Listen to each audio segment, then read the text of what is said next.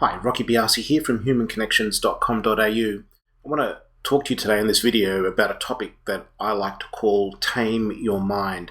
And specifically, I want to send this message out to all of our senior students doing their HSC, but not just here in New South Wales, in Victoria, in Australia here, doing the VCE, or any senior student in Australia or overseas, especially during this period of history where we're going through the COVID-19 period of history that we're living through. This can be really quite a stressful time in regular times, let alone in these strange times. So I think it's really important to be able to tame your mind because I really believe this is one of the most important skills that you can learn as a human being. What's the point in actually having physical health, money, fame, all of the things that the world says that you should have to be happy, and yet you're not mentally fit and healthy? This is part of my life's passion that I've been on for the last 20 odd years.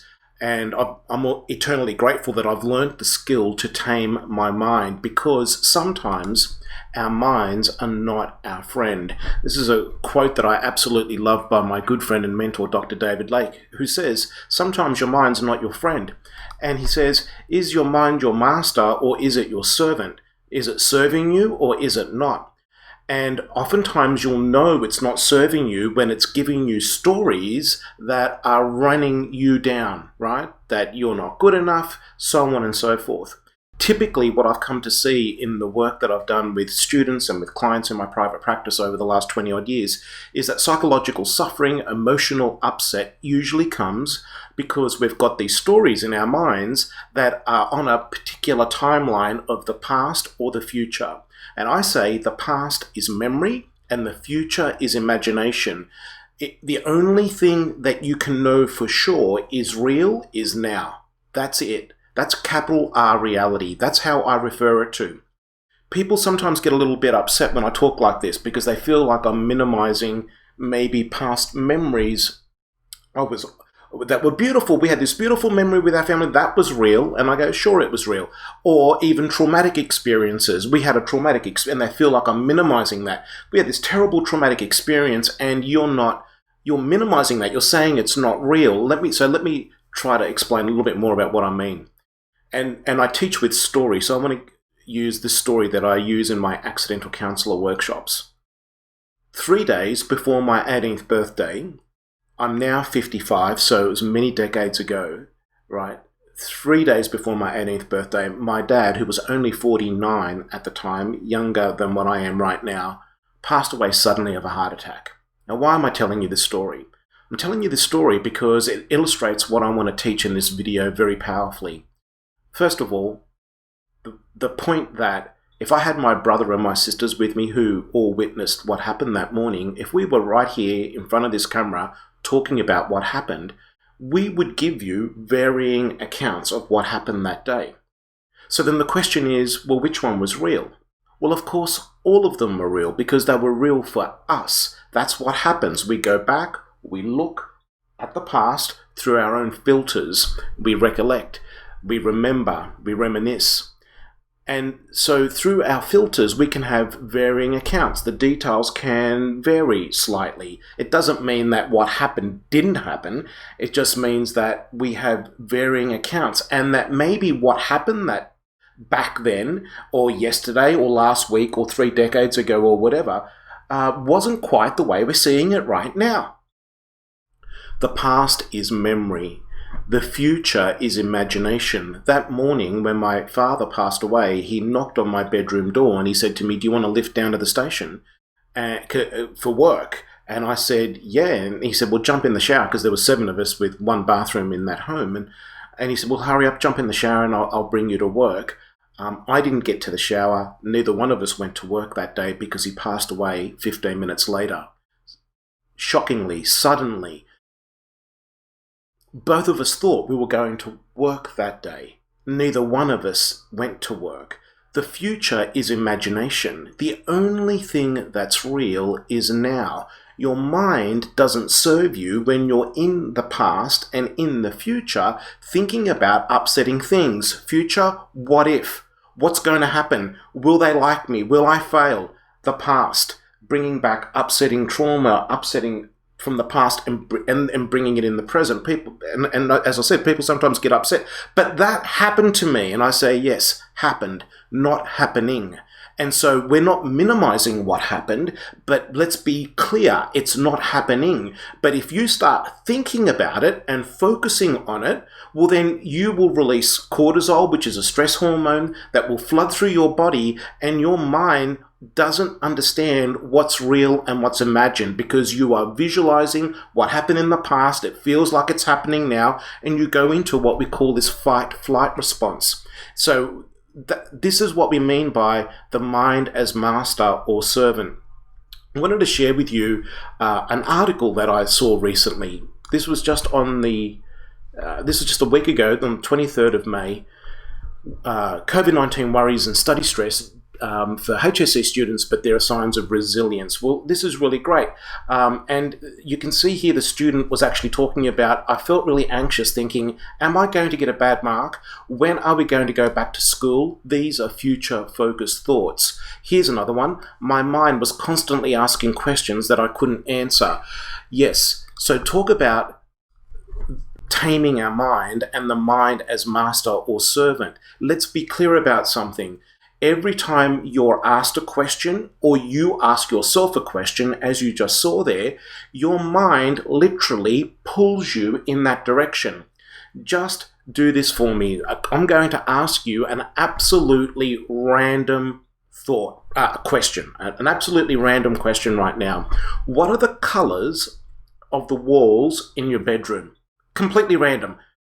Engage in that question and see what happens with your mind. What are the colors of the walls in your bedroom? Now, if you engage with that question, your mind is going and visualizing and picturing the colors of the walls in your bedroom. It's that simple, it's that quick, it's that powerful. That's why asking questions that your mind can't answer means that your mind right now is your master. It's not your servant. If you're going to go back into the past and think about really beautiful memories, awesome, it's serving you. If you're going to think about the future and how you're organizing your study and what you're going to do, and the human mind is amazing. And when it serves the human and human beings and humanity, look at the remarkable things humans have been able to achieve. But it's not always serving us. Sometimes it's lording it over us. It's our master. And we need to be able to tame that and adjust that. So I want to give you some strategies to help you do that right now. So first of all, let's have a look at this idea of identity beliefs. This is the story that you tell yourself about yourself. Look at what Ziegler says. He says that you can't perform consistently in a manner which is inconsistent with how you see yourself. How do you see yourself? The strongest need in the human personality, Cialdini says, is to remain consistent with how we've defined ourselves. So one of the big things that I see with young people in school right now is this whole idea of failure. So they think, I can't fail. Sometimes I even hear stories like, well, if I don't try and I fail, well, at least I know that I failed because I didn't try.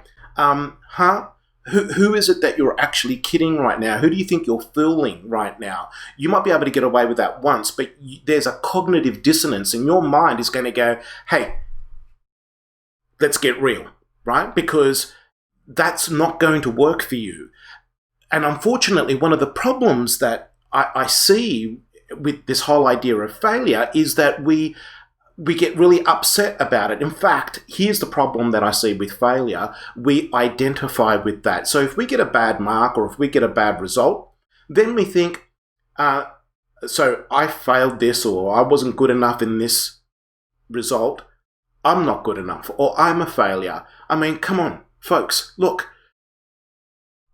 Your results are not who you are.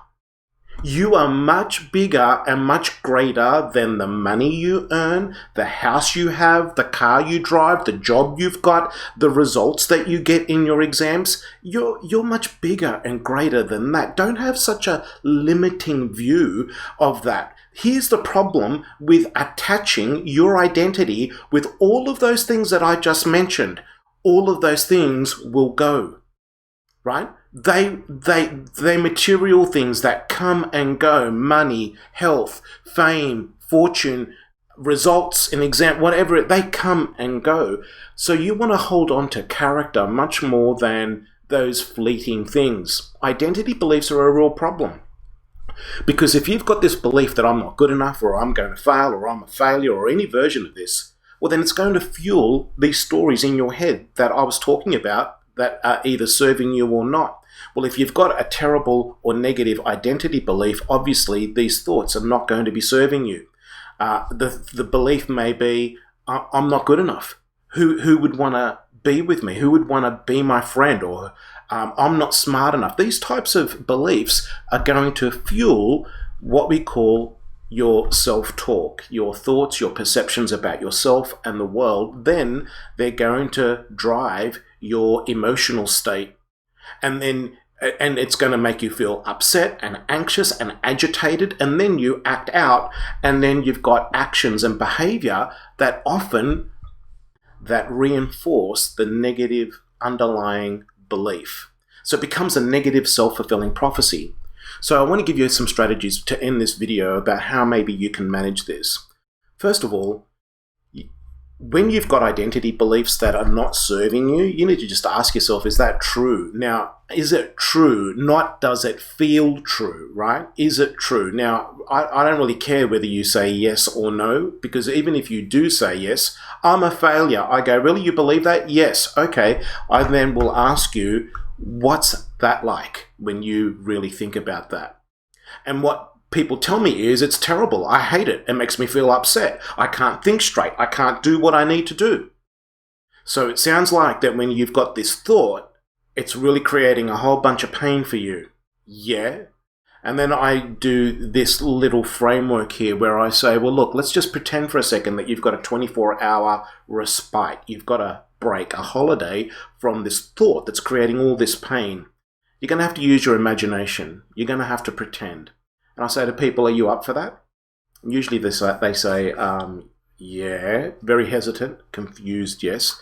And then I ask them the miracle question, and I say, so how would you be different during those 24 hours when this thought, this belief is not bothering you?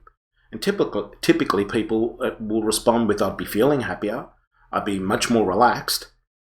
And so then you can ask, well, what would you be doing differently during those 24 hours? And then you get behavior, the positive behavior, the behavior that's actually going to move them in the direction that they want to go. And then you can ask yourself or ask the person, when will you try some of those behaviors? So you don't have to change the underlying belief. You just want to go through this process, identify the positive behaviors and emotions, and then start doing those, regardless of whether you think it's true or not. Just do the positive behaviors, have the positive emotions, and look at what changes. I want to share with you a couple of other techniques. Breath work and breathing is really important to be able to manage your emotional state. And typically I say you've got to relax your body before you can start thinking your way out of a problem. Otherwise, if you're in that fight-flight state, your mind's not thinking straight. It actually blocks out the higher parts of the brain, like the limbic system and the prefrontal cortex, that's responsible for logic and reasoning. So when you're really worked up and stressed and agitated, try to relax the body before you start going into thinking thoughts, right, and changing that around. So breathing is a critical part of managing stress, and you can check the website here, Headspace website, headspace.com. Just you'll see the URL up here. It's also in the slides.